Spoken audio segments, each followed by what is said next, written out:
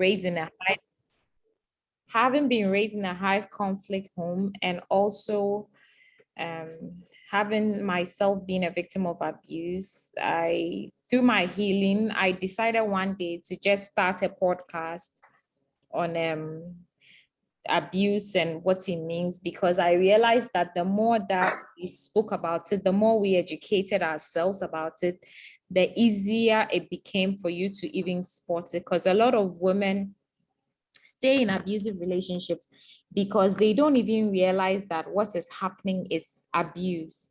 So when Ogo spoke to me, I was like, sure, why not? The whole essence of me starting this podcast is so that a lot more people will be educated. And then when she mentioned that the face of abuse, it set me thinking a lot, because funny enough, there's no face to abuse, because the most good-looking people could be abusive, and the most calm talking, sweetest, warm human beings could be abusive. A lot of people assume that career women or women who are driven will not be abused, but they also are. So I just termed my presentation, "What is abuse?" Yeah.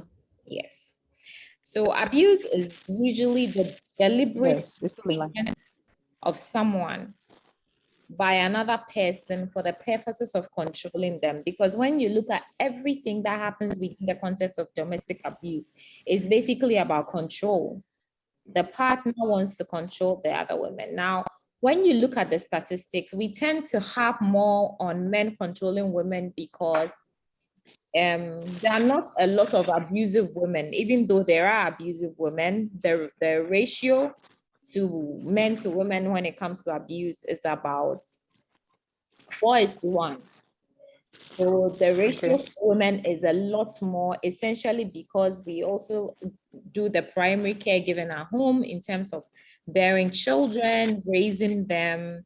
Men are not in any way asked to stop working because they are pregnant, or their wives are expecting a child, or the child is, expected to be breastfed or giving food or taken to school.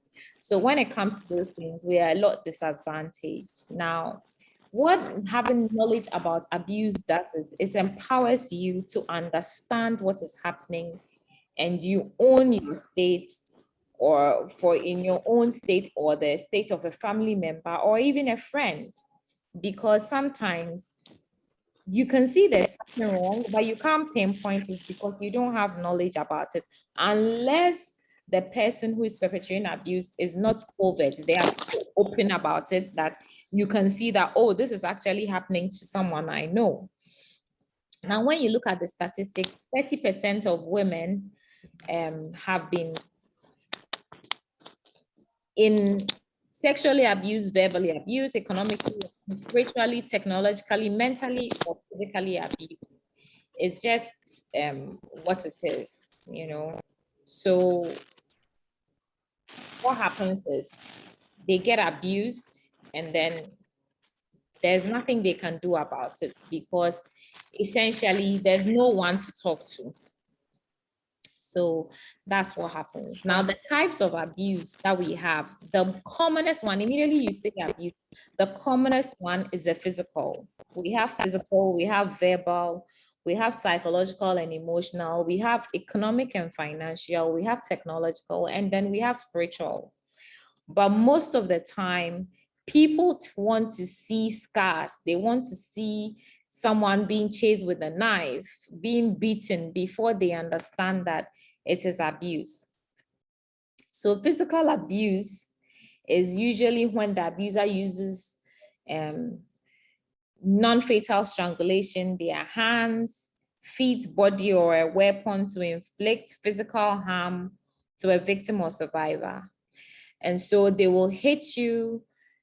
In the UK now, they've managed to get non-fatal strangulation to be an offense. Like when somebody chokes you and you don't die, because it comes with a lot of,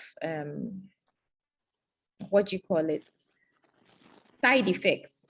So for instance, when somebody chokes you, you can die within 7 seconds, or you can start passing out, you can start switching, you can start having eye blares. And the thing about abuse is, when someone is going through abuse, it shows in your body. We tend not to realize, but it shows in your body. I, for instance, I'll use myself as a typical example.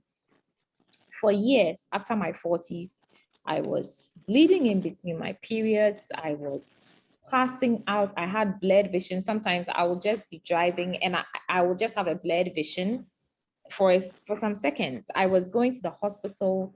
They did pap smear. They checked my entire womb.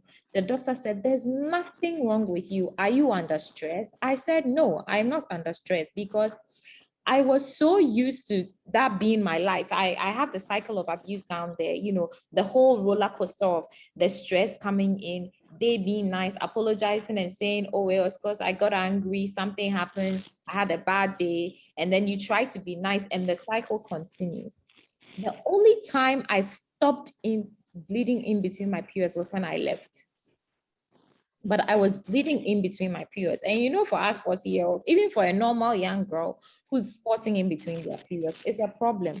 It was just my body's way of telling me that I was in danger, you know, because not having peace of mind is dangerous. It can show off in a tumor, it can show off in so many things. And when you read the Bible, it tells you that sorrow can kill. You know, we tend to think that if the abuse is not physical, it will show on your body. But if sorrow didn't kill, God wouldn't have said it in the Bible. That's why somebody can be so sad that they give up and they just die because they can't hold on anymore. So sorrow can kill. And that's one thing that we need to understand and realize when it comes to abuse. So it will show in your body, even though they are not slapping you, they are not hitting you. Now, verbal abuse, insults, criticism, putting you down by the abuser, calling you names, setting you up for ridicule. You know, they will say things like, can't you reason, for something as simple as just putting your bag somewhere where you shouldn't have, or for cutting breadcrumbs, and then maybe your child will call you and say, oh, mommy, can you help me with this? You leave the breadboard and you're going to come and clean it. They come. An abuser is always looking for something to say you've not done well. It could be anything. It could be anything. So when you listen to survivor stories, you realize that even though the experiences are the same, the feelings are similar because they are just looking to invalidate you. You know, they're just looking to say that you've done something wrong, so you deserve to be corrected. So it's all about correction, control, telling you what to do, behaving as if you can't think. But I always say that the fact that you are married doesn't mean you lose yourself or you lose your thought or you lose your brain. As someone who was whole before the marriage, you are still the same person. So they try to belittle you. Sometimes they crack jokes in front of their friends. And when you go like, oh, that's not funny, they're like, oh, don't you know how to play? But the people who are also watching it play don't even realize that it's something that's been happening indoors, especially if they are COVID. So they begin to think, oh, you guys are playing, or you can take a joke, but they don't realize that it's taking a toll on you, you know. So this then to emotional and psychological abuse. So the humiliation, negating your ideas. They will come and talk to you about doing something. You will share your opinions with them. They will totally ignore it and do what they want to do. Under the guise that, oh, they asked for your opinion, they didn't ask for you. But sitting back, you know that whatever it is that they are going to do will crash, but they will not listen. So they just want to control your thoughts, your actions, and they pass it off as advice. Even how you wear your hair, the clothes that you wear, they want to regulate where you work, the kind of friends you have, especially when they realize that you are in a group of women who are empowered, who have knowledge, who can point out that, look, this thing that is happening is not normal. They become very, very resentful. So they just want you to kind of leave that situation so that they can continue abusing you, you know. So the whole point is to make you feel as if you don't have to do anything without checking with them. You know, you always have to go by what they say or their expectations of you and anything that they want you to do. Now, when it comes to economic abuse, that's a big one. Let me touch on financial abuse. So financial abuse and economic abuse are similar, but when it comes to financial abuse, it's the fact that they want you to get into debt. They don't want you to have money that you can control yourself with. They want, yeah, my light is back. Awesome. Finally, they want you to control your money. So for instance, Great. they want you to tell them how much you earn, but they don't want to tell you how much they earn. They are not very open about their finances. They want you to tell them that, oh, this is how much I make, and they want to dictate to you how you should spend your own money that you are earning. So what they do is go to turn on the lights because you made it. So what happens is they will tell you things like, oh, it's our money. But when it comes to, their money, there's nothing like it's our money. So they just kind of hide under the guise of it's our money, and then they spend your money. So they control your finances. But when it comes to economic abuse, it's financial abuse plus restricting access to money, use of transportation, internet, your working hours, your employment, your career path. They just want to put impediments in your way in such a way that if you can get a job that is 9 to 5, they wouldn't let you take it. So you either end up being a stay-at-home mom, or you try to do little businesses because they are not giving you enough capital to begin, because they realize that immediately you are able to financially take care of yourself, they can't control that aspect of you. So they try as much as possible to kind of damage you. So it becomes an issue, So it's just a way to get you. Yeah, yesterday my podcast spoke about what do you call it? Money will not make you happy, but without money you can't go anywhere either. So that's what You can't go anywhere. exactly, you can't go anywhere, and they don't want you to go anywhere because they need someone to control. They need someone to tell, do this, don't do this, my expectation of you is this or that, so they are everything that an abuser does is deliberate. It's to force you to do their will. And the next one is technological abuse. They are spying on you by checking your emails, your call logs, your letters, any form of correspondence whatsoever that comes, because they need to know what you are up to. This is not healthy. There's a difference between you giving information, you each other having access to each other's phones, being able to pick their call. When I was with my husband, typically you won't see me picking up his call. I will take it and say, oh, you have a call. Because you see, when we talk about trust, a lot of us tend to think that trust is about another woman or another man. But trust is about many things. Trust is about trust that you have my best interest at heart. Trust is about trusting that when it comes to financially, you have my best interest at heart, spiritually, physically, mentally, emotionally, verbally, and my whole being as a human being is important to you. It's not some men will say, oh, but I don't even cheat on you. Meanwhile, they are abusing their wives emotionally, financially, sexually. They will sleep with you under the guise of, I am entitled to your body. Meanwhile, you would have been so tired, you would have been sick, and you will say, you know what, I can't today, but they coerce you and they do it. And it's marital rape. A lot of the times when you say it, men get offended, but it is rape because you don't have the full consent of your wife. And it's basically as though you don't care. I've known women who've just had babies and surgery, and they've been forced to have sex because their partners insisted, and they've gotten complications. Some have died, you know. So it becomes a big problem when the person involved is not being fair. And then there's spiritual abuse, using spiritual beliefs to bully your partner or coerce them into behaving as you want. Like I mentioned, submission. A lot of the time, a lot of people are quick to mention submissions, but you see, it says that men, love your wives as Christ loved the church, and the women submit. The love comes easily, and the submission will follow easily when those two are in play. When there's no love, submission is difficult, because how can you submit to someone who's slapping you? How can you submit to someone who's spying on you? How can you submit to someone who's checking you as if you're a 2-year-old? You will be resentful.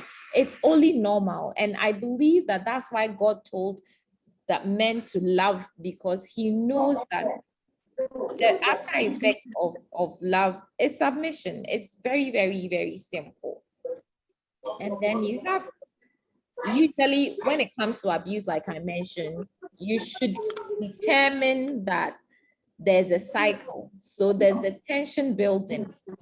So they'll isolate you, they will withdraw attention, they will yell, they will threaten, they will destroy your property, they will hide your stuff, criticize, and then they will act up as if they are young. Now, what happens is, in your attempts to calm him down, you become more nurturing, you become either silent or more talkative. You stay away from family and friends because they are trying to make you feel as if someone is influencing you. You try to regulate your kids from being playful. You agree with them, you withdraw, you try, you cook his favorite dinner. You are walking on eggshells because you don't know when the explosion is going to happen. So if they are physical, they beat you, they choke you, they humiliate you, they use weapons, they threaten you with a gun or anything like that. My husband used to threaten me with a gun. So it got to a point that I hid his gun, because until they shoot you, you never know. Because somebody who loves you should never be able to say, I will kill you. It shouldn't come out of their mouth. So you don't know their intent. So you are always scared. Now, when they do it and they finish, they will send you flowers, they will beg you for forgiveness. That's a honeymoon period. They will make promises to get counseling. They will go back to church. They will bring presents. They will say, I will never do it again. It's because I love you. They want to sleep with you because they think that sex is a way to cement the relationship without working on themselves. So they enlist family support. They cry. They even tell you that I can't do this without you alone. Trust me, it's a phase. It will happen again. It's going to happen again. So when that happens, the victim is helpless. They agree to stay, they return, they take the abuser back, they attempt to stop legal proceedings, they set up counseling, but 2 or 3 times the abuser will stop going. It's known to happen over and over and over again. That's why we call it the cycle of abuse. Until you remove yourself from that situation, the only way you can say that an abuser. There's a noise at the background. Yes. Can you mute Lillian's phone? Let me tell her to mute.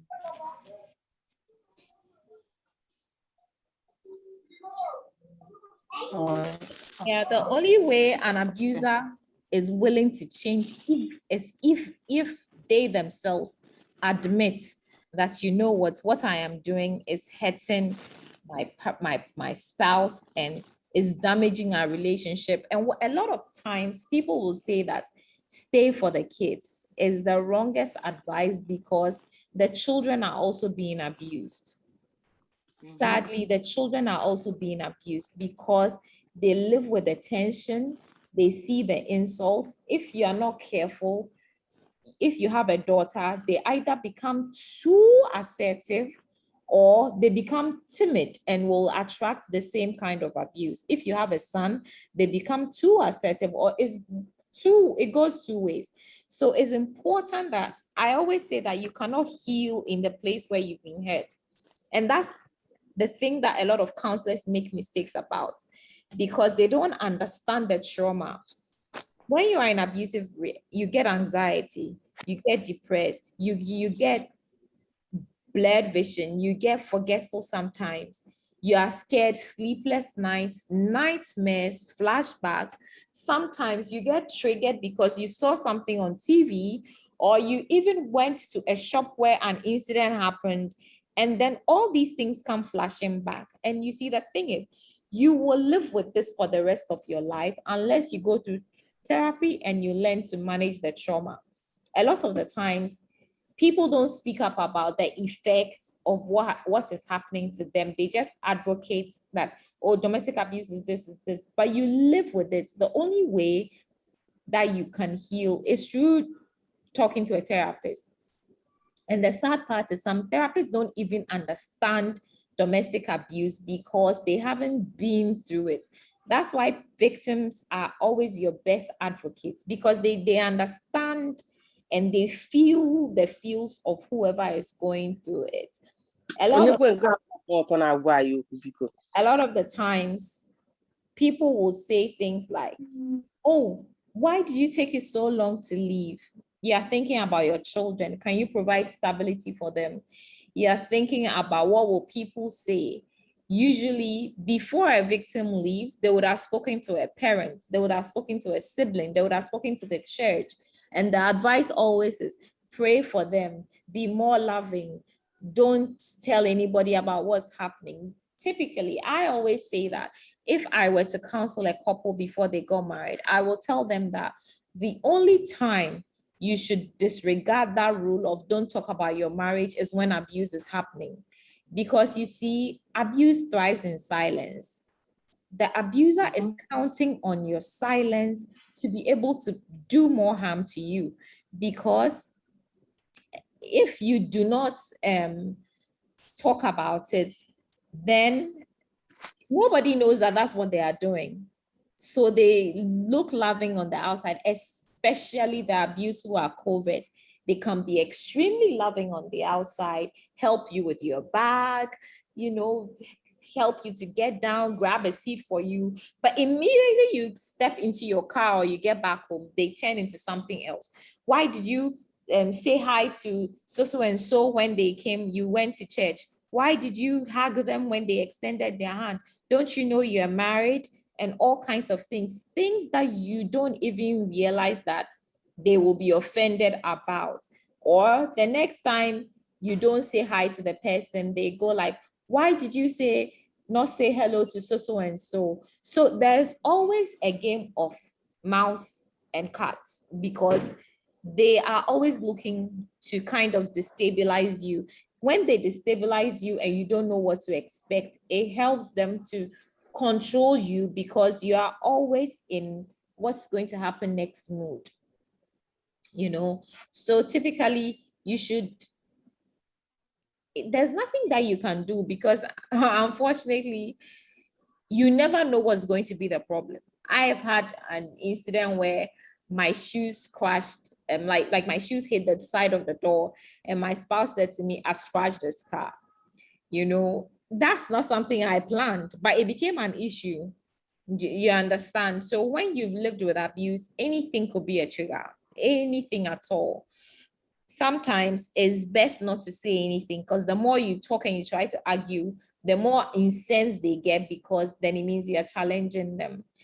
And sometimes when you are quiet, they will tell you that you are ignoring them. You can't win with abusers. Sadly, you can't. So it's important for you to recognize the signs, note them down, document them in a space where they don't have access to, because when they realize that you are documenting them, they know that it means you are taking account of what's happening and you are going to talk to someone. They don't want you talking to someone. They want you to be silent about what's happening. So document it, have an email address or a trusted friend who will not tell someone about it, and then just be documenting the situation. If it's physical, please go to the hospital so you can get a hospital report. Keep it in the hospital so that in the event that you have to leave, you can pass it off as evidence. It's really important because the only way that you can prove that something is happening is by documentation. If you do not document it, abusers will deny that they've done anything to you. They accuse you. If you talk to someone who's male, you are sleeping with the person. If you talk to someone who's female, they are the ones encouraging you to be disobedient. If you tell them about something that happened, they will use it as a tool against you, anything whatsoever. So you'll find that most of the times victims stop talking. That's why my podcast is titled Using My Voice, Conversations with Amma, because you stop talking because you don't know what to say, because you don't know what they are going to use against you. So what you should not say to when a victim comes to you is, why did it take you so long? Are you sure they are like that? But they are so calm. I always say that none of us has been in the shoes of the victim in terms of being in a relationship as a wife or husband to that person. So when it comes to, you know them as a person, but when it comes to knowing them intimately, none of us do know that person. So when a victim comes to you, please listen to them, because you might be the difference between them being saving their lives or sending them back to a life of hell again. So it's very, very, very important to abusers, and we listen to victims. Now, when they come to you and they speak to you, it's important to say, I'm sorry, yeah, is there anything I can do to help? And then, is there anything I can do to help? And then also, I'm always available if you need anything or anyone to talk to. Please do not tell someone else about it if they have not asked you to. You can ask them that, do you want me to speak to a counselor? Do you want me to speak to a pastor? And then don't also tell them to pray up for their spouse, because you see, the thing about abuse is prayer does work, but before the person has come to you, I'm sure they will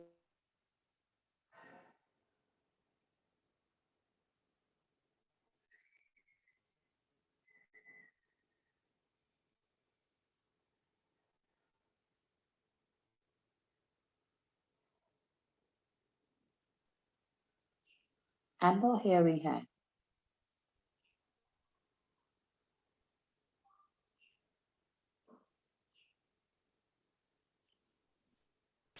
somebody muted me. Can you hear me? Yes, I can. Okay. So I'm saying that the rates for abusers changing is about it's about 2%, because it's their ego. They are not willing to make any changes whatsoever. What is okay for them is that you as the victim should, do as they want. If they don't want you to work, they don't want you to work. If they want you to work at a job that's not going to pay you a lot of money, that's what they want. The minute you get a job that's high paying, they get offended. Everything has to be the way they want, or you are the one rocking the boat. So there's no win-win with abuse. It's either you leave or you endure. It's one of the two situations. There's nothing like they are going to make concessions for you. No, it's not going to happen. They will not make any concessions for you. And the thing that I find a lot worrying initially I thought was an African thing, but when I started doing research, I realized that it's a world thing. So there's this book that I bought that was written in 1970, around 1970, 80s. And it talks about Christian abuse, abuse in the Christian home. And the accounts of, these are white people in the patriarchal system. It's harrowing. And you realize that it's the same thing because patriarchy has seeped into Christianity. So things that were cultural became touted for things that are supposed to be Christian. And one of those things is saying that a woman can't leave because of abuse in terms of divorce. So you go to the pastor and you go and talk and they tell you that I hate divorce. But when I was doing my research and I'm going to open you open Malachi, the book of Malachi, where it says I hate divorce, you will find that when that phrase came in, let me open it quickly. 1 second. Malachi where? Malachi chapter 4, verse 12 going. Or is it 3? Let me look. I didn't write it down.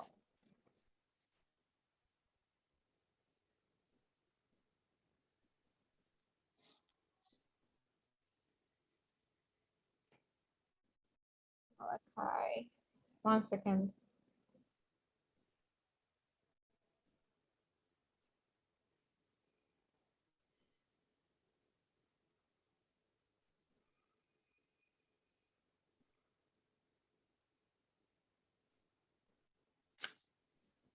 Oh. So, there's this part where it says, for I, the Lord your God, I hate divorce.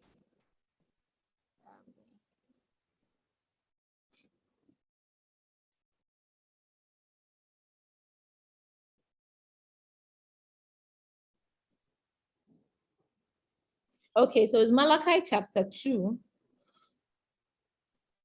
I'm reading from the Message Bible. So it says that, don't we all, from verse 10, it said, don't we all come from one? So Malachi 2, from verse 10, I'm reading from the Message Bible. It says, don't we all come from one Father? Aren't we all created by the same God? So why can't we get along? Why do we desecrate the covenant of our senses that bring us together? And the prophet said, Judah has cheated on God, sickening a violation of trust in Israel and Jerusalem. Judah has desecrated the holiness of God by falling off. They are no longer they are running off with foreign women who worship alien gods. God's curse on those who do this, drive them out of the house and home. They are no longer fit to be part of the community. And then he says, and here is a second offense. You fill the place of worship with your whining and sniveling because you don't get what you want from God. Do you know why? Simple. Because God vows to you, young bride, and now you have broken these vows. Broken the faith bond with your vowed companion and your covenant wife. God and your covenant wife. God, not you, made marriage. His spirit inhibits even the smallest details of marriage. And what he does want from marriage, children of God, that's what. So guard the spirit of marriage within you. Do not cheat on your wife. I hate divorce, says the God of Israel. So if you realize in other verses, it says, for I, the Lord, you've dealt treacherously with the wife. When you take a dictionary, treachery, what does treachery mean? Treachery involves hitting. Treachery involves sexually abusing them. Treachery involves financially abusing them. So what that I hate divorce means is, God was telling them that you want me, you come and you are telling me, I want this from you, God, I want this from you. And you are crying and you are telling the prophets that I'm not giving you what you want. You've gone to serve different gods and now you are treating your wives badly and you want me, God, to give you what you want. When you are treating your wives the way you are doing, I am a God, I am God of love. I created marriage. And I hate divorce. You see, so immediately you start treating your wife abominably, the union in God's eyes is broken. A lot of men don't recognize that fact. They rather get upset when the woman says, I can't do this anymore and I'm leaving. But they've forgotten that God doesn't even recognize the union anymore because of how they've treated their wives. But a lot of the time, this scripture is used to get women who say they are tired to leave. Stay, because God hates divorce. No, there is a premise. I read from the Hebrew Bible. I read different versions. I went into Israel to research how come divorce was even granted Israelis. And it is not biblical that you can't leave because of abuse. There's nowhere that God supports it. God is a God of justice. Why would he say that you should go through suffering? And there's this phrase that they use, what would Jesus do? Jesus wouldn't sit down for you to be beaten. Jesus wouldn't sit down for you to be slapped. Jesus wouldn't sit down for you to be humiliated and treated like a servant, because that's not what God's vision for marriage is. If God sees the church as his bride and men are supposed to see women as their bride, it means practically as a husband, you are supposed to sacrifice for your wife so that your wife will bring all the love that they have to you, because God understands that when there's sacrificial love, the wife returns it back onto the husband and we live in peace and harmony. But most of the time, this verse and scripture has been turned on its head and it's been used for women to stay in abusive situations till they die. And sometimes I always say that everybody says, oh, speak up about abuse. No. The pastors will say it until the woman comes to say, listen, I'm being abused. And they go, oh, wait, are you sure? But you're not dead. And the question I always ask is, do you want the person to die before you realize that the situation is critical? So it's important that we talk about abuse. It's important that we speak up, we stand up, because when abuse is happening, the victim is helpless. They are afraid for their lives. They are afraid because of their children. They are afraid because of how society will see them. They are afraid because of so many things. So it's important that we become the support that they need. If you know someone who's going through abuse and they've left, just visiting them, texting them, hi, how are you doing? How are your children? Checking on them is enough. So it's very, very important that we understand that the abusers are your family, they are your friends, they are your colleagues, they are your associates, and they are people that you know. So when we all get educated about it, then only then will we be able to say, I have this friend whose brother was abusing his wife, and the woman was Italian and he was Ghanaian, and they went for family meetings. One day, my friend just got up and said, you know what? You can't do this to your wife anymore. She got a lawyer for her sister-in-law, got the woman the divorce that she wanted, got the woman to leave. And so today, the woman is still her friend because she was the only one who stood up for her, against her own brother.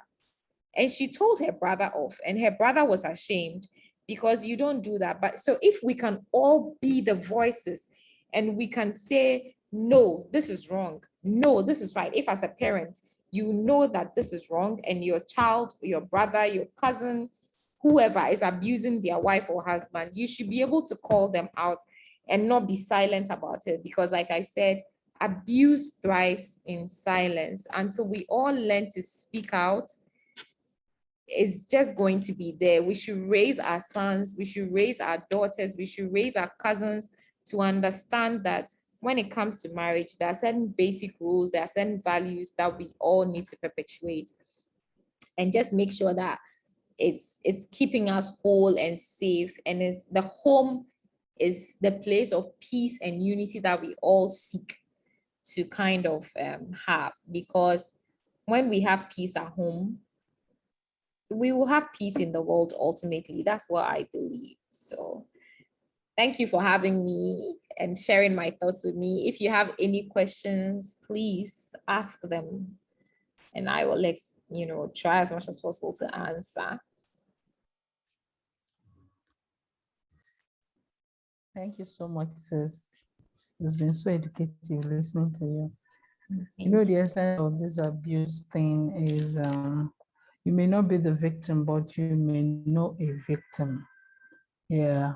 And you can, we have children, and some of us will still have, our girls will get married.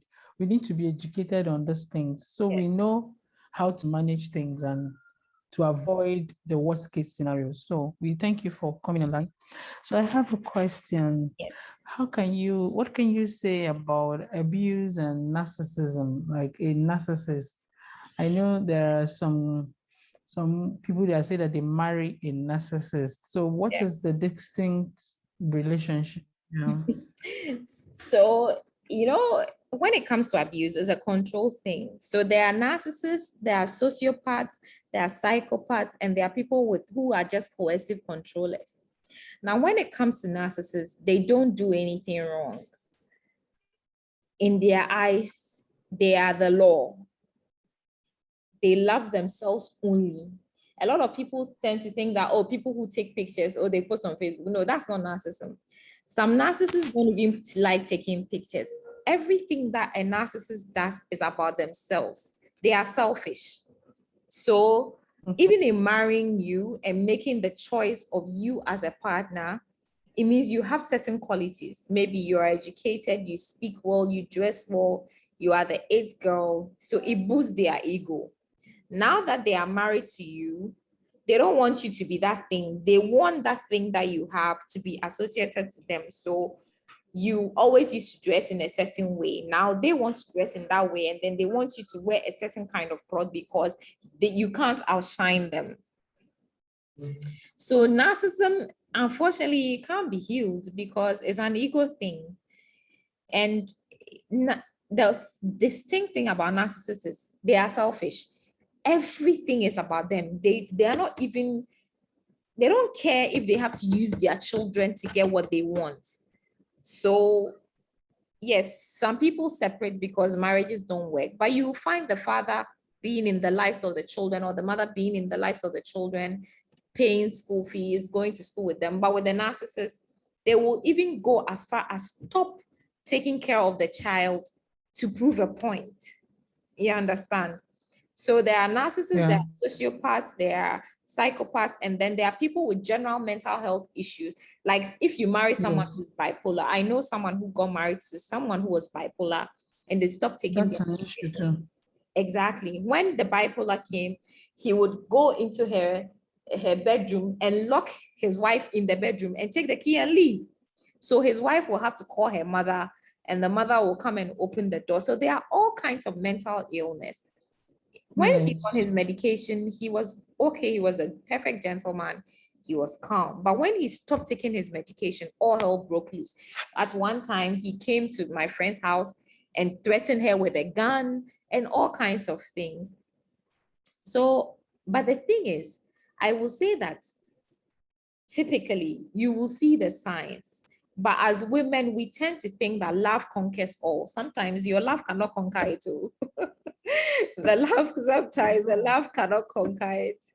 So ask a lot of questions, have a lot of conversations. I think I have one episode in the podcast where I say, talk to the person. Do you share the same values? How you were even raised? My mother had this issue of two couples separating because the man said in his house, his mother changes his bed sheets and gives him a new towel every day.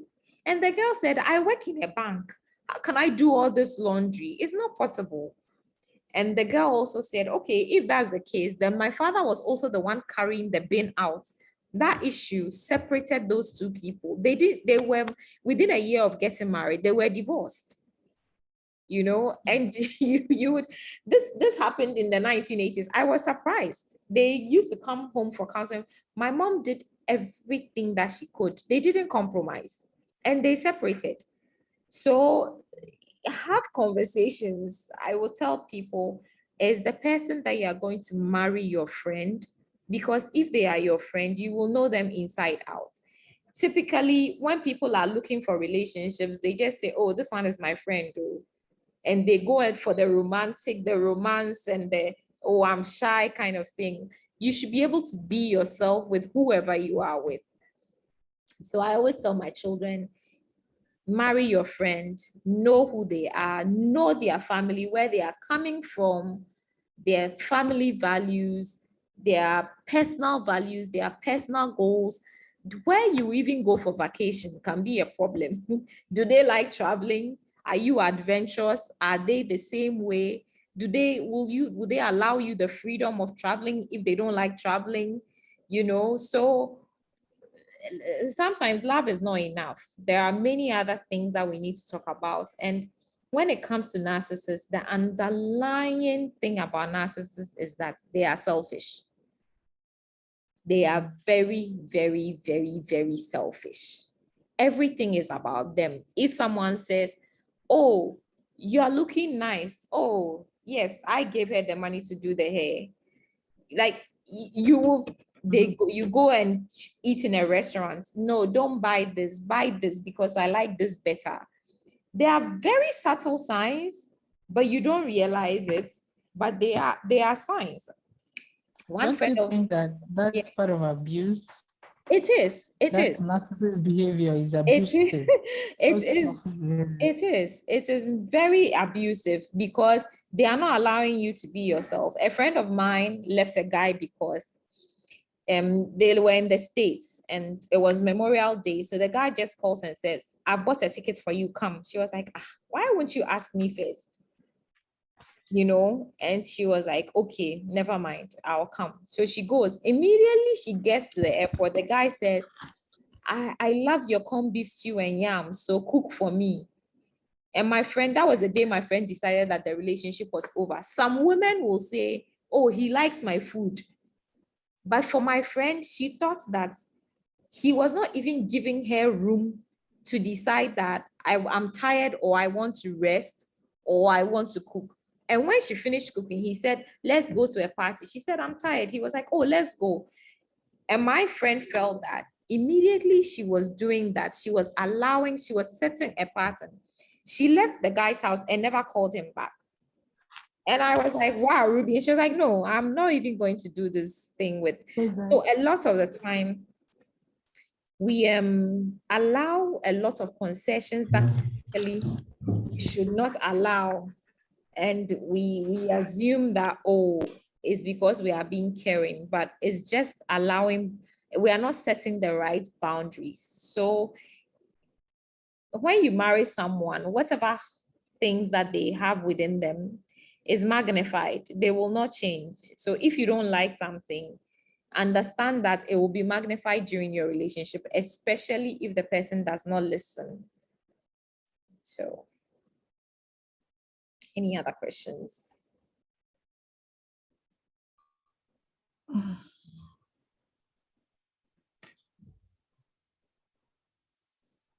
Yeah, is there anyone that has any other question? Anyone online that has question? Sisters. I do. Okay, I do. please. Thank you Okay. so much for your speech. I really enjoyed it. So it's not easy to counsel one who is in an abusive relationship in a day. But my question was, I can't hear you guys. So okay. I said my question goes this way. Do we classify cheating as an abusive thing? Yes, it is. It is emotional abuse. Cheating is emotional abuse because I know I usually when a lot of people will say, oh, men are men, men no. You see, when it is happening, they've broken your trust. The very foundation on which your marriage is standing is broken. And once they are a serial cheater, I mean, how do you even go to sleep knowing that perhaps your partner is out there cheating? And it's emotional abuse. It's unfair on you, it's unfair on your children, it's unfair on the marriage itself. A lot of the time, women are told to accommodate it, but it is straight emotional abuse.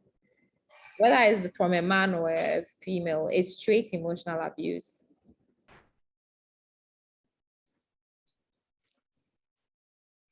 So my question again is there a way, like during the course of your research that this abuse can be managed a little effectively, if not completely? Yes. So you typically, for there are people who one of the things is there are people who are like addicted to pornography, for instance. They don't beat their wives or any of those things, where they are addicted to pornography and cheating. Then that's what they do. So, and they lie about it so the woman gets tired. The only thing, like I said, is for the abuser to decide that I want to change. You cannot make them change until they make the decision that I want to be better for myself and my spouse. And it's like somebody who's addicted and they're on drugs, right? That's what they know and that's what they do. So they're constantly going to get a high until they make the decision that I'm going to go into rehab, cut all substances, cut all access to people who give me drugs, delete the numbers of my suppliers, block them, and don't have anything to do with them, and make a change.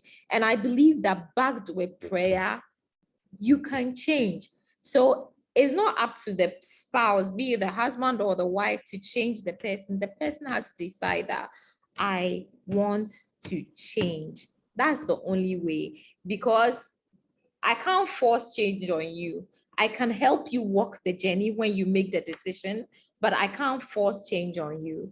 So when you make the decision that my marriage is important to me, I've seen the damage that I'm doing to my spouse, my children, my family, and I want to make a change. I acknowledge that this is it. Sometimes the woman would have even left the house, but they will see the change when you make the effort. A lot of men don't want to make that effort. They don't want to acknowledge that they are the problem. So they don't make any efforts. They would rather go and marry someone else and still continue to be that person until the other person also leaves, or endures till the end of the marriage. And that's just how it works, unfortunately. But if they make a conscious effort and they decide that I'm going to make a change. There's this man and his wife in one of the support groups. They started, the man was an abuser. Now he's a pastor and he changed. He went to therapy for years and he's become a loving husband again. But their growth, their change rate is low because a lot of people don't go on to go through the work. But they do make that ability and they build trust again for couples, and they try as much as possible to make changes. You know, the only way is they saved their marriage was because the man was willing to put in the work. So if Okay, an so the abuser, person must be willing to put in the work. exactly, if they are not willing to put in the work, there will be no change at all. Any question? Any question? Any more questions, sisters? I want to ask again, Amma, please. Yes. Is it possible that at the beginning of the marriage or the relationship, like it is possible that one does not recognize that this person is abusive? Yes, it is. Yeah, It is. it is. It's So very possible. there's no So warning sign. no warning sign that it happens. So um there's no warning sign. So what is, like you mentioned about narcissists, right? They will always go for what they admire and what they lack. When it comes to narcissists, they will go for what they admire and what they lack in themselves, because they are mirroring, they need that part of you. And so they mirror it so that it makes them feel like they are perfect. So what happens is they mirror you. So you are warm, you are loving, you are giving, you are caring. They mirror it. They feed off that energy. They feed off that energy up until the point where they feel like they have you on their side. So now they can show who they are. So typically you find that, it's funny, when abuse is happening and the cycle is happening, maybe you'll be married 3 years into the marriage, an incident will happen. They will apologize. You will think it's one of 6 months, another incident will happen. they will apologize. Then nothing will happen to another 1 year again. Another incident will happen. Something you have a conversation about it. 6 months, another incident happens. Now 3 months. Now the time that the incidents are happening, the cycle is reducing. So it now comes to 1 month, 2 weeks, 3 weeks, weekly, then daily, then it becomes your reality. So you see that the cycle, it just didn't begin to happen from day one. It's only the overt abusers who don't care, who show their hand from day one. But the covert ones, the very intelligent ones, will lure you in and make you feel as if you are going to have a perfect world, and then they'll just take off that illusion and you don't know what's happening. So that's why you find that a lot of women are in a daze when abuse is happening, because they can't believe it's the same person they are married to, because they become two different people. There's just a duality of the person that they are, and you are confused because you're like, isn't this the person I was married to? And you see, the thing is, today they can be abusive, tomorrow they can be extremely nice, the next day they are abusive, and you are wondering what's going on. So there's a lot of confusion, there's a lot of, are you okay? So you are trying to act right so that another incident doesn't happen. You know, that's what we call the walking on eggshells. So there's this woman in my group, her husband didn't abuse her in their marriage till 15 years later. That's when her abuse started. And when it started, it went on for 10 years nonstop. How did it happen?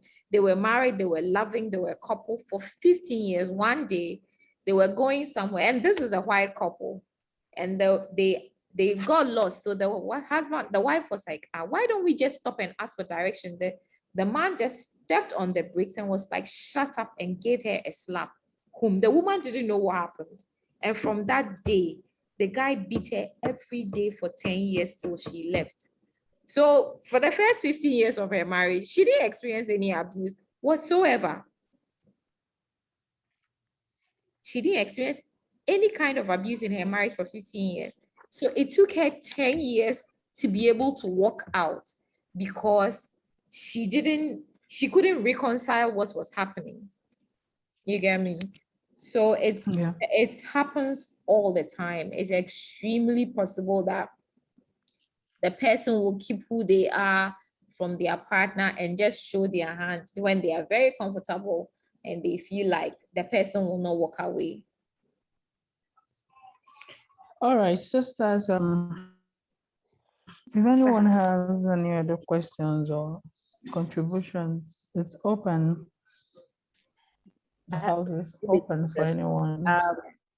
Okay, I have a question. From your education and everything that you've studied and learned about abuse, and for example, I know this person, she's married to this guy, and that guy constantly beat her, and she knows that he's abused, but she still thinks that she can fix things, and she's still in the same situation off and on. At this point, like, it has gone out for years. When do you think that it's time for her to look the other way and just stop the abuse? Because to me, I feel that the red flag, everything has been written on the wall. So is it because the lady kind of like believe that the guy is the breadwinner, that she cannot go out and fend for herself, rather than seeing herself in the same situation where she's constantly abused all the time and she doesn't see anything wrong about it? So she does. She knows it's wrong, but it takes a lot of courage to walk away, especially if she doesn't have any money of her own. So she's thinking, if I go, for instance, maybe the partner has threatened her that if you leave, I'll not take care of the thing. Sometimes a lot of women cannot tell you the truth, depending on the response. When they come and they speak to you, they're like, you should leave, or one day this one will kill you. Or sometimes you should ask them, do you need anything to leave? What kind of help would it take for you to be able to go? Because you see, when it comes to abuse, usually when it comes to economic abuse, I mentioned it in the slide, the men always expect you to come and ask for something. So based on that, women who are in abusive situation like that are afraid to ask for help because it reminds them of their situation. So she knows that she's being abused. She knows the dangers very well, but she's afraid because where will she go with her children? Who is she going back to? Where will she stay? So she's enduring. So one day, maybe one day, the man has beaten her. She's not dead yet.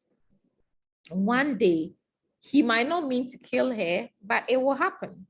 So is there a shelter that she can go to? Can a group of friends come together and say, we've rented a space for you for a year or a year and a half, move in there, get yourself together, get a job? Most of the time is because of money. Like 98% of the time is because of money, because they don't have access to a job, they don't have access to accommodation, to transportation, education for their kids. So she's just enduring. So until, if she has a good job and she has a place to stay and she's still staying, then it's a trauma bond. A trauma bond is usually a love-hate relationship with your abuser. You are so used to the high of the abuse that you just want to be in that space. You feel like, what else could happen? But anything could happen. It could be a mental breakdown. It could be a physical breakdown. And a lot of the time, a lot of women don't realize like autoimmune diseases like irritable bowel syndrome. I know people who've had irritable bowel syndrome. I know people who've had spotting in their periods. I know people who've had eye problems, people who have even grown tumors as a result of abuse. So, Could be death also. sorry? Because I said it could be death. She might end up dead one day. Exactly. That's the end. And so if you know this person, I mean, ask them, listen, this is the danger. This is what I see. And I'm asking because I care. What do you need for you to leave this situation? Maybe they will open up to you. You never know, because they might need something, but they feel like usually until it takes 7 times for a victim of abuse to successfully leave. They have to try 7 times, because when they leave, that's the most dangerous time. There'll be smear campaigns. The abuser, if they are violent, may try to even harm them or their kids. So if you know such a person, the best way to approach them is to ask them. If they've opened up to you, you should ask them, tell me what you need to be able to walk out of this relationship. What do you need? And let them quantify it. And if there's help, give to them. Otherwise, they will stay till they die or something happens to them. It's always the case. Oh, that's good. Because in this situation, I've tried to, like what you said, what do you need for you to be able to get out from this kind of like mess? But I tell you, I tried to help this lady as much as I can, but all prove abortive. So I was like, well, I would leave you to your fate. So does she work? Does she have a job? She can't hold down a job. Exactly. The men don't allow you to hold down a job. Wow. Because I tried to find her a job. I've even given her money to establish something. I've even taken her to classes where she can be able to learn how to make things so that she can have something to fall back on. But all proving the danger of, the fear of, the only time that she will leave is when the fear of staying is more than the fear of leaving. Like when she realizes that her life is really in danger. I don't think she realizes that her life is really in danger. Some women think that, oh, he's beating me, I've healed. He's beating me, I've healed. He's beating me, I've healed. Until one day he slams your head against the wall and you never wake up again. I think it's also attributed to like church, believing that what the Bible said, what God is teaching about marriage. So in that kind of situation, I was like, God doesn't want you to die. No. Because marriage. It's a lie. It's a lie that patriarchy has really bounded a lot of women with. I spoke about spiritual abuse, and it's a lie. I just read Malachi, and you see, it says, I the Lord your God, I've stopped listening to your prayers because of the treachery. So it's a lie. It's not, there's nothing that says you can't leave your abuser. Pastors and sometimes church counselors tend to make you feel like you are the bad one for leaving instead of calling out the abuser, because is beating your wife biblical? It's not. You know, it's not. But unfortunately, they use it as a bond. I wish I sometimes when you're able to tell your story, because I've been through it, and I mean, you when you're able to tell your story to someone like that and they see that you've been able to leave and nothing has happened to you, they tend to kind of listen a bit more. But it's a sad situation. Spiritual abuse is killing a lot of Kama women. kunele, Yeah. daughter, sugar requires my party. Okay. Because the Yeah, sugar that's my 15 now. question, because we are seeing that a lot. Any more questions? I don't have any more. Sorry? Uche, are you online? Uche, Uche, be fair. Yeah, yeah, I am. You have something to say or something to ask? I want to ask her a question. Okay, please. Okay. Okay. Thank you very much for this educative topic, you know. There's this friend of mine, very good friend. Yeah. You know, sometimes I used to tell her, maybe your husband loves you so much, you understand? Yeah. Most of the time, she doesn't allow her to go. She doesn't allow her to go out. Before she go out, she will call and tell the guy, "Oh, please, I'm going this way. I'm going to this place." She will ask my friend who are there. My friend there will say, "This person and this person." He will say, "No, don't go there. I don't want you to mix up with them." She doesn't go out to maybe to buy something. If she wants to buy something, they have a cab guy they will call. The cab guy will go and pick whatever she wants for her. If she wants to make clothes, she has a tailor that comes to the house and collects her size to make clothes for her. She doesn't really, he can never allow her to go out. So most of the time I say, maybe I'm seeing, we used to say, maybe your husband loves you so well that he doesn't want you to go out. So I don't know, will I say it's love or something? I don't No, know. it's abuse. It's not love. She's not a prisoner, is she? It looks like she is. That's not love. Love will not do that to you. I mean, before he got married to her, was she not buying her own clothes? Was she not going out on her own? Was she not doing all of these things before they got married? Yeah, she does. You know, so out of respect, it's just nice for your husband to know where you are. It's nice for your spouse to know that, oh, I'm out here with friends. But what do you mean who and who are there? Your wife is not stupid. They made a choice of marrying you. So are you trying to say that they can't discern a good friend from a bad friend? You know? Yeah. So that's abuse. It's not love at all. It's manipulation, it's coercive control. And one day she will get tired. I'm sure she's complaining. And the guy in question, it's Yes. not like he stays in the same state with her. He lives in another state. But he will be there and be controlling her, telling her what to do, what not to do, where to stay, you know? It's abuse. I don't know. It's straight emotional and coercive control. So he's trying to make it look like somebody will influence her to make a wrong choice. But she's not stupid. You know, she's not stupid. Why can't she go out and go and buy something she needs? She's not a prisoner, you know? So it's abuse. It's not right. He shouldn't be. Yes, it's nice for her to tell her, I'm going out with so and so. We're here. I am back home. But to decide for her, don't go because I don't like the people there. It's abuse.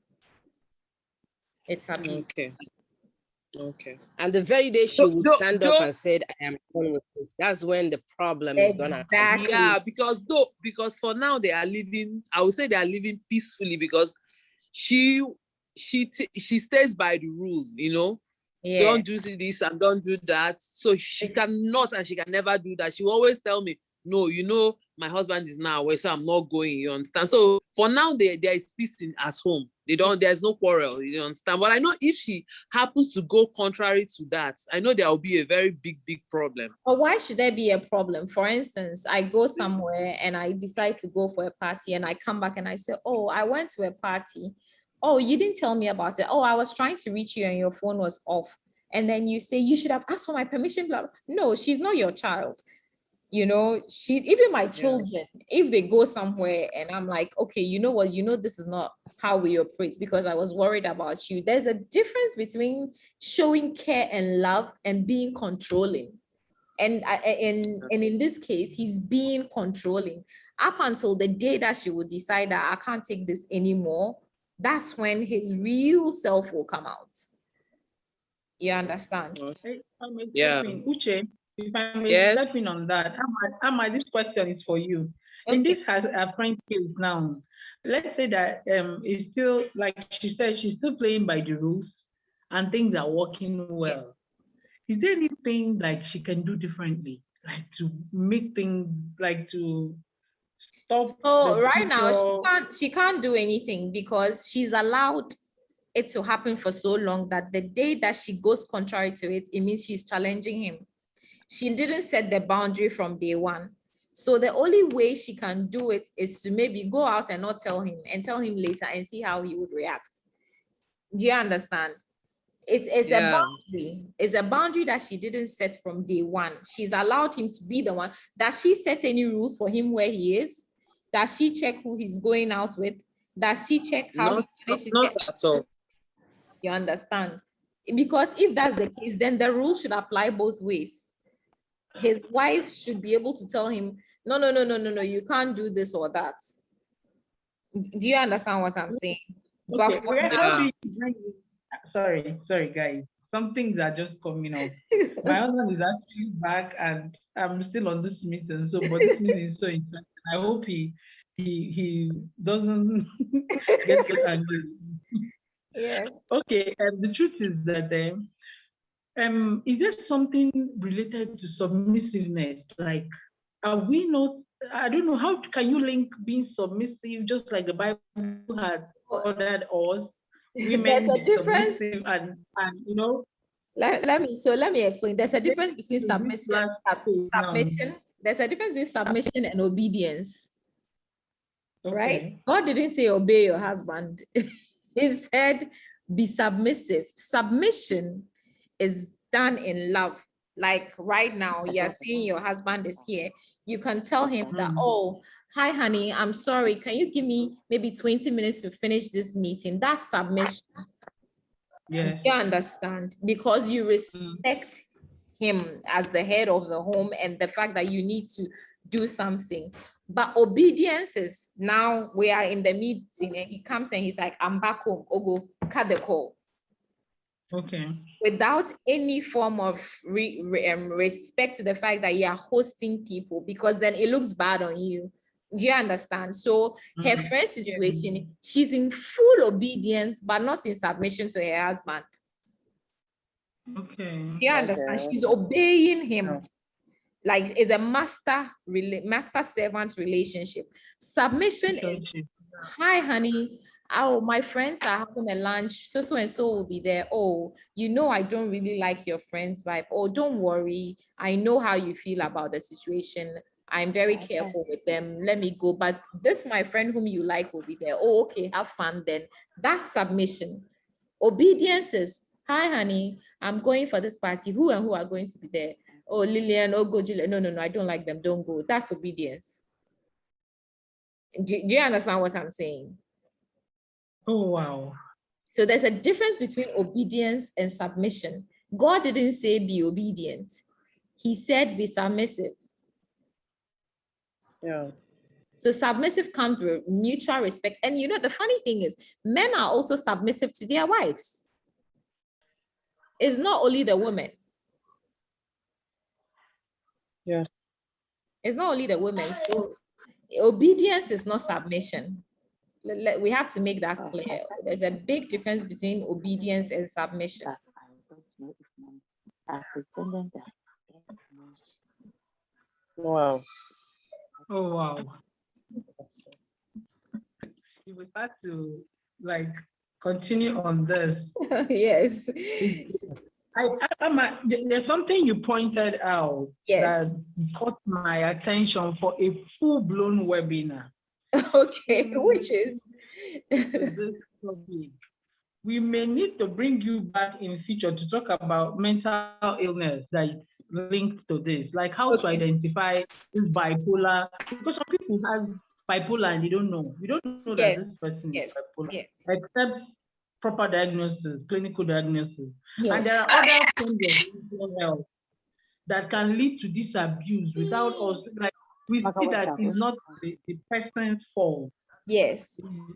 Illness. So I think we will call you back in the future to talk about how to deal with this thing right from the onset and how to identify it from maybe before the marriage or before it's, do you understand? Yes. Abuse could be from your friend. It can't necessarily be all the time from your husband or from your wife.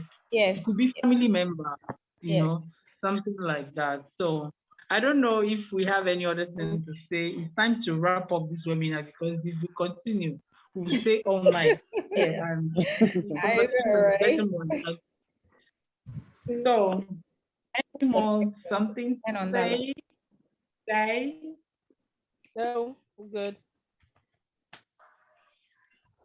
I'm good. Let's just leave it like you said. Okay. Yeah. Are you on? Are you still on? Judy, are you there? Yes, I'm here. Please, in the absence of any other contributions or any other questions, can you like give like a vote of thanks on behalf of the group to our guest speaker? Just appreciate her. Hey, you've already done everything. So what else you want me to do? Okay. On behalf of Great Sisters International and our presido, as you can see.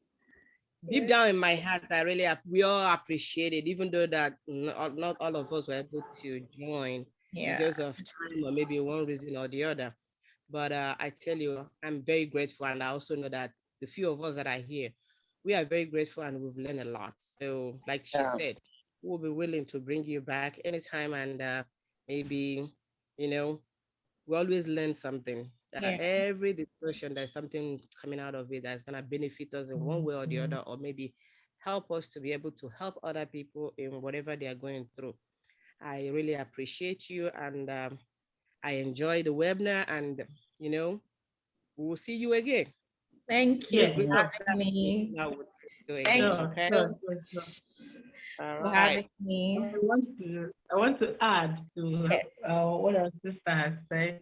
Apologize on behalf of everyone for our lateness. Oh, it's fine. I understand. To stand you up, it's very rude. So, but you understand today, Saturday, the women and the house chairs. I fully understand. Pardon our lateness.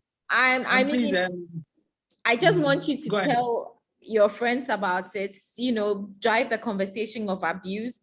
The whole point is for you not to keep the knowledge to yourself, because the more of us who know, the more of us who share, that's the only way that we can help each other. So tell someone else, talk to someone at work, in church. So anyway, anytime you meet, you just tell them that, oh, did you know that there's a difference in submission and abuse? Did you know that there are different types of abuse? Just have conversations about it. Let's not hide, because like I said, abuse thrives in silence. So let's keep talking. And it's killing a lot of women. Yes, so let's keep talking.